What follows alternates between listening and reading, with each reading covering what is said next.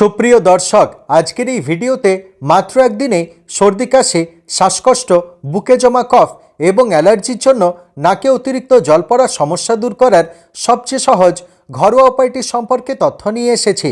সর্দি কাশির সিরাপ এবং অ্যান্টি অ্যালার্জিক ট্যাবলেট ছাড়াই ঠান্ডা লাগার যাবতীয় উপসর্গ দূর করতে 100% কার্যকরী ঘরোয়া উপায়টি সম্পর্কে জানার জন্য ভিডিওটি অবশ্যই শেষ পর্যন্ত দেখুন। প্রচণ্ড সর্দি কাশি ও শ্বাসকষ্টের সমস্যা দূর করতে 5 কোয়া রসুন যথেষ্ট।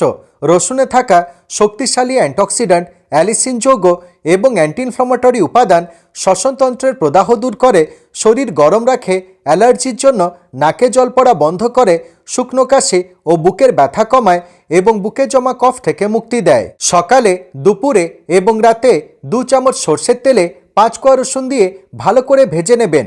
ভেজে নেওয়া রসুন সামান্য গরম থাকা অবস্থায় চিবিয়ে খান এবং ওই তেল হাত ও পায়ের তলায় ভালোভাবে মালিশ করে 1 গ্লাস হালকা গরম জল পান করুন।